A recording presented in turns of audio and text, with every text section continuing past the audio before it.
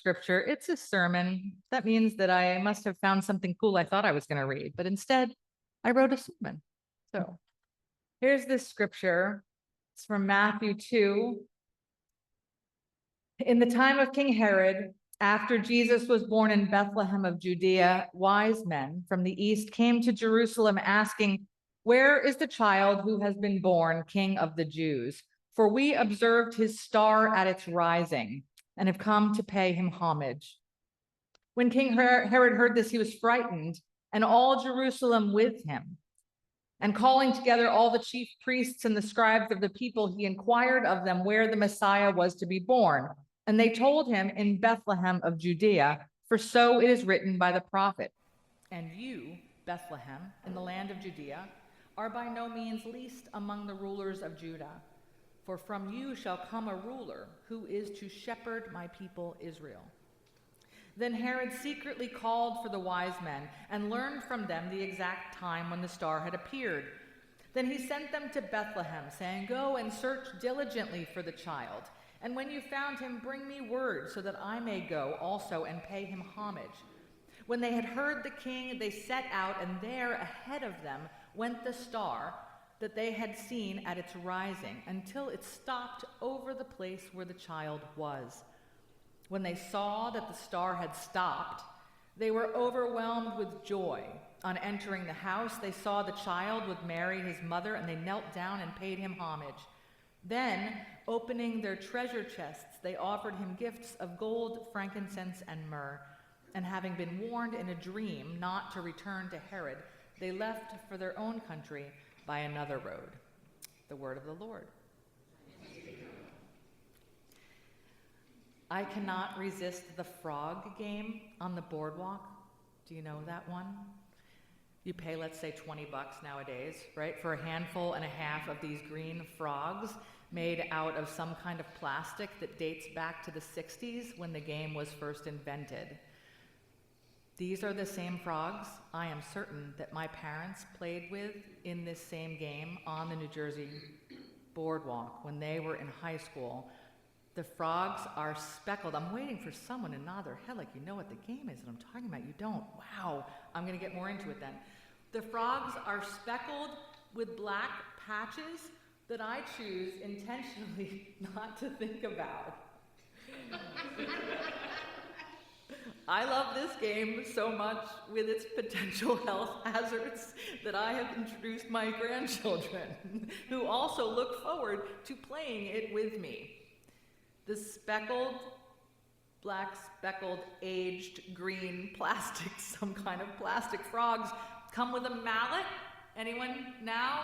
The mallet is attached to a catapult, essentially, and the catapult is movable, so one can strategically place the frog on it in a direction of a group of moving lily pads in water. All right, at least we're laughing. I still am fascinated that no one is as excited about this game as I am. We're all most of us are from New Jersey, right? Okay. So then once you have the right aim, right? You smack the mallet down and the frog flies in the air and in my case never, ever, ever, ever, ever, ever lands in a lily pad. It doesn't matter. Winning is not what it is for me. And it's not that I'm not competitive, right? I don't even think it's the mallet, because there are other mallet games and I'm not drawn to them. I think it's because truly I'm in a long line of people. I mean generations of people who have touched this mallet that I'm touching and have also tried to vault this frog in a particular direction. Me and hundreds of other people, dozens before me, sunburned on the boardwalk, have paid money to try to hit a moving target unsuccessfully. Here's the time when, interestingly, I thought it would be dangerous, but I'm going to ask anyway, has anyone here played this game and gotten a frog in the lily pad? Wow. Oh. Wow. We have a winner. I believe it, right? It's Dave. I totally believe him. Yeah. I just want you to know we're totally planning a field trip this summer to the boardwalk to play the frog game, and then you can all decide whether it's really a health hazard and we should never touch the frogs again, right? So it's the moving target component of my beloved frog launching game that came to mind this week when I reread this familiar story of the wise people. Some combination of astrologers and philosophers and magicians and religious advisors or courtiers or intellectuals of prestige and wealth, but not kings and not three of them. They set out, and there ahead of them went the star that they had seen at its rising until it stopped over the place where the child was. And when they saw that the star had stopped, they were overwhelmed with joy. Now much has been written, considered, posited about this star. Some maintain that it is a miraculous sign. Theologians claim that the star fulfilled prophecy, as we read. Astronomers have made attempts to link the star to unusual celestial events, such as a conjuncture of Jupiter and Saturn, or of Jupiter and Venus.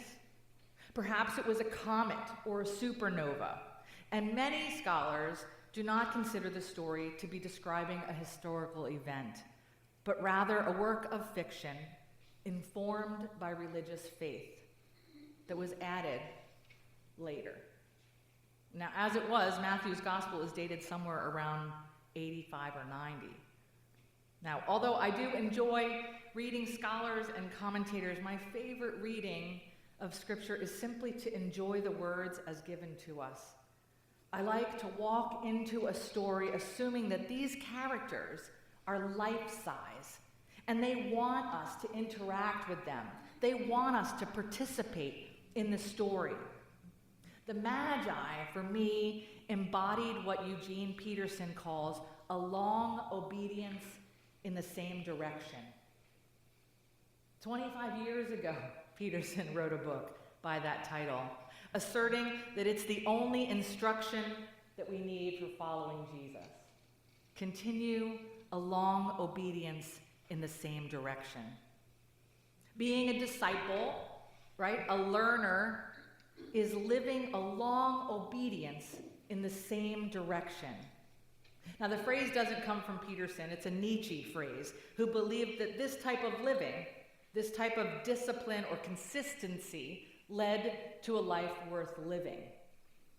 It's not easy instruction, particularly in a world that provides so many distractions while we are on our path, so many other opportunities to stray from the one direction.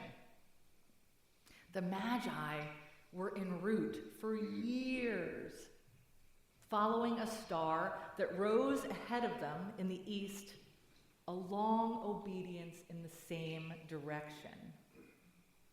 If we think about the entire birth narrative of Jesus, both in Luke and in Matthew, tells a story of many people expecting and waiting for things. They were all of them: Zechariah, Elizabeth, Mary, Joseph, the shepherds, the Magi, Simeon, Anna. They are people who were already on a journey of following God. They were on a journey already of long obedience in the same direction. And they were armed, just like us, with our five senses and our body. Maybe the sixth sense, too. It would be nice if the same direction was easy, meaning that we never had to stop along the way and make sure we were going in the right direction or hadn't gone off to the left or to the right. Maybe the direction would be easy if we didn't have to question along the way, or we didn't run into other people and learn more things, and then wonder more about the direction and learn more. That's not the case, though, in life.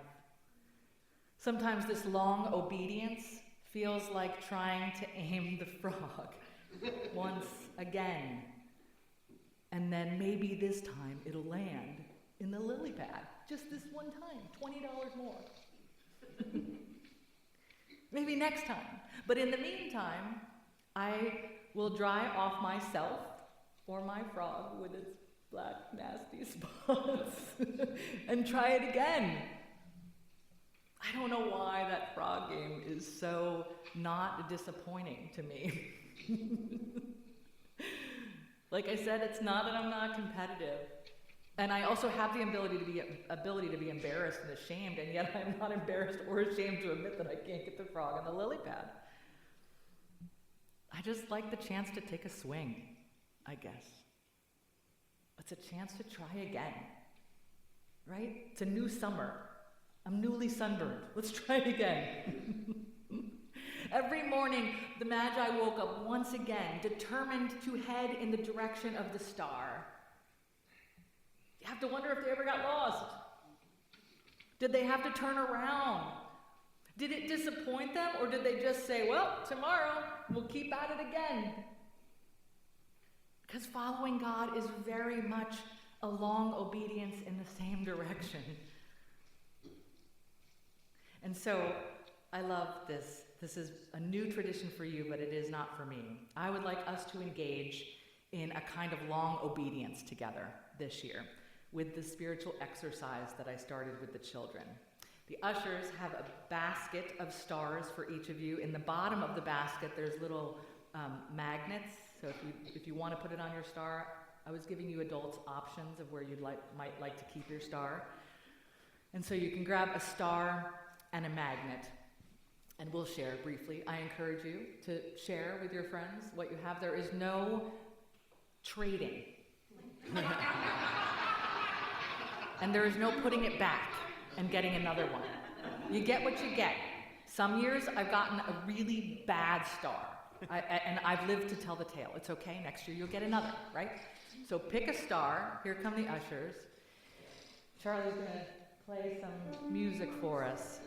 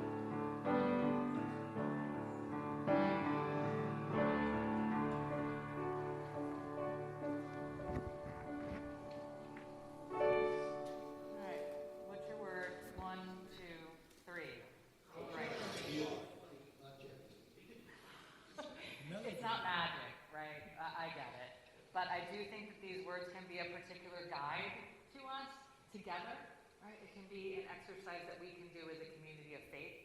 And throughout the year, I'll ask us to remember what your word is. I always love that there have been particularly women in my congregations in the past who have dug it out when they realized they put it in a purse, and then they changed and got the purse. They're like, oh, my God, my word. I forgot about my word. So put it somewhere you can find it, and then we'll talk about it over the course of the year to see how God might be teaching us or guiding us along the way. Might we together endeavor to do that long obedience in the same direction toward Christ. As you are able, let's